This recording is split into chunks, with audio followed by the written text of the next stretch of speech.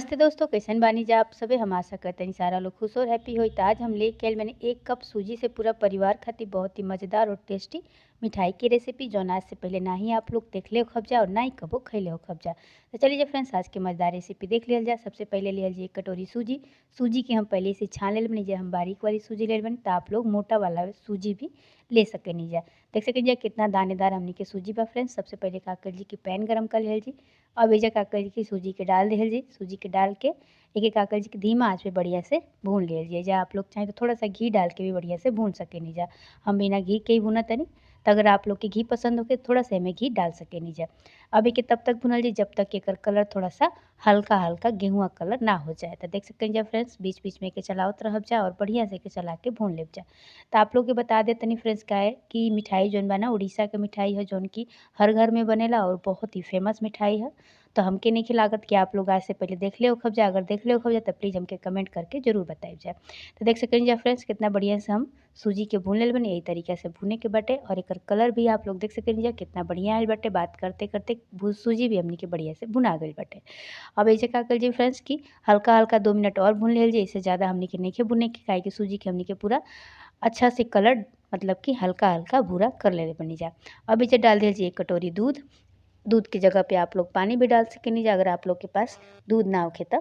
अब एके का कइल जी कि बढ़िया से चला के पका लिहल जी हल्का हल्का, जैसे कि हलवा बनावल जाला वही तरीका से हमनी के हलवा जैसा बना लेवे के बा। अब एइजे का कइल जी फ्रेंड्स कि गैस के बंद कर दिहल जी। तो एइजे चली जा, अब गैस के हम बंद कर देतनी और एकरा के चूल्हा से उतार लेतनी। अब एके कुछ देर ठंडा होखे दिहल जी। तो एइजा हमनी के जौन सूजी बा बढ़िया से ठंडा हो चुकल बा। अब का कइल जी कि 1 कटोरी डाल दिहल जी एमे ताज़ा मलाई। अब थोड़ा सा डालल जी एमे दूध। अब एइजे डाल दिहल जी थोड़ा सा 2 चम्मच डाल दिहल जी मिल्क पाउडर। अब एइजे डाल दिहल जी थोड़ा सा नारियल घिस के। ऐसे का होई कि मिठाई के जौन टेस्ट बा और ज़्यादा बढ़ जाई। अब एके सबसे बढ़िया से का कइल जी कि मिक्स कर लिहल जी। और भी एमे ड्राई फ्रूट्स डालल चाहतनी जा तो का करब जा कि हल्का सा मिक्सी जार में चला के बढ़िया से एमे मिक्स कर लेब जा। तो देख सकेनी जा फ्रेंड्स, हम बढ़िया से के मिक्स कर ले बनी। आटा के तरह गूँथ लेवे के बा और कुछ देर एकरा के छोड़ देवे के बा ताकि बढ़िया से सेट हो जाए। अब एइजा हमनी के मिठाई पूरा तरीका से सेट हो गइल बा। तो हाथ पर थोड़ा सा तेल लगा के बढ़िया से के का कइल जी कि गोल गोल ए तरीका से, जैसे कि गुलाब जामुन बनावल जाला वही तरीका से एके बना लेवे के बा। अब बस एके बीच से चपटा कर देवे के बा। देख सकेनी जा फ्रेंड्स, बढ़िया से हम उंगली की मदद से एके चपटा कर देले बनी। अब यही तरीका से सारा बॉल्स के बना के हमनी के रख ले जी फ्रेंड्स। ये देखी जा, तो जितना आप लोग के मिठाई बनावे के होई ओकरा हिसाब से सूजी ले लेब जा। अब का कइल जी कि पैन चढ़ावल जी, 1 कटोरी चीनी डालल जी, थोड़ा सा पानी डाल दिहल जी और 2 तार के चाशनी तैयार कर लिहल जी। अब एके का कइल जी कि बढ़िया से चीनी के घुले दिहल जी। तो देख सकेनी जा फ्रेंड्स, कितना बढ़िया चीनी से उबाल आवे लगल बा और हल्का हल्का चाशनी हमनी के मतलब कि खौले लागल बा। देख सकेनी जा आप लोग। कुछ देर यही तरीका से छोड़ देली और बीच में के चेक कर लिहल जी। हल्का हल्का चिपचिपा रहे तब का कइल जी कि गैस के एइजा हमनी के बंद कर देली जी, काहे कि मिठाई के डलला के बाद भी चाशनी थोड़ा हमनी के पकावे के पड़ेला। अब एइजा डाल दिहल जी फूड कलर। अगर आप लोग के पसंद ना होखे तो बिना फूड कलर के भी बना सकेनी। जैसे का होई कि मिठाई के कलर थोड़ा बढ़ जाई और देखे में मिठाई थोड़ा सुंदर लगी। अब एइजा का कइल जी कढ़ाई चढ़ा लिहल जी, तेल गरम कर लिहल जी। तो आप लोग देख सकेनी जा तेल बढ़िया से गरम हो चुकल बाटे। तो तेल के हमनी के ना ही ज़्यादा तेज़ रखे के बा और ना ही ज़्यादा मतलब कि ठंडा रखे के बा, बीच में हमनी के तेल के गरम कर लेवे के बा। अब का कइल जी कि एक एक करके सारा हमनी के मतलब कि सूजी के जौन बॉल बना के रखले बानी जा कढ़ाई में डाल दिहल जी फ्रेंड्स। एक एक करके सारा बॉल्स के हमनी के कढ़ाई में डाल दिहल जी और पलटा के मदद से के अलट पलट के चारों तरफ से बढ़िया से पका लिहल जी।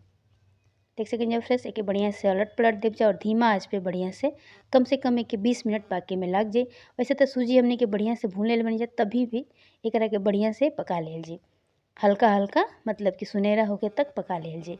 तो फ्रेंड्स देख सकेनी जा आप लोग 10 मिनट हो चुकल बा और पहले से ज़्यादा हमनी की जौन मिठाई बा बढ़िया से पाक चुकल बाटे, मतलब कि हल्का हल्का अच्छा तरीका से एकर कलर आ चुकल बा। देख सकेनी जा। तो कुछ देर और एकरा के हमनी के पका लिहल जी, कम से कम 5 मिनट, ताकि एकर कलर थोड़ा और ही मतलब कि डार्क हो जाए।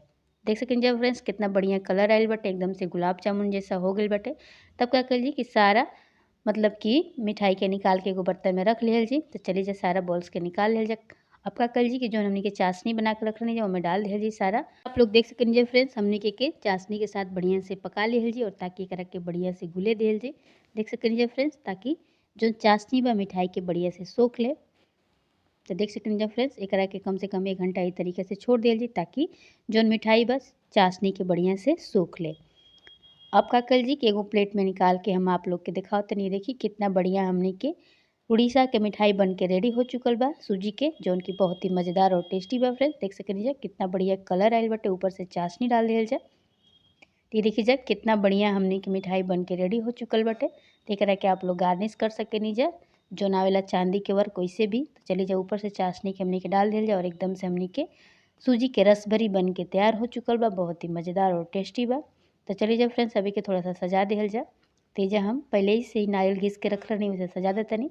तो आप लोग चांदी के वर्क लगा सकेनी जा, काजू पिस्ता बादाम से भी एके सजा सकेनी जा और गर्मा गर्म एके खा सकेनी जा। बहुत ही मतलब कि मज़ेदार मिठाई है फ्रेंड्स। चलिए जा हम एके कट करके आप लोग के दिखाओ तनी। ये देखिए कितना बढ़िया हमने के ये रस भरी सूजी के बन के रेडी हो चुकल है फ्रेंड्स। तो अगर आज की रेसिपी आप लोग के पसंद आई लोग है तो प्लीज़ लाइक शेयर सब्सक्राइब कर न भूलब जा और अपना दोस्तों में भी वीडियो के शेयर करब जा। तब तक खाती बाय बाय, फिर मिल जी काल एगो नया वीडियो के साथ।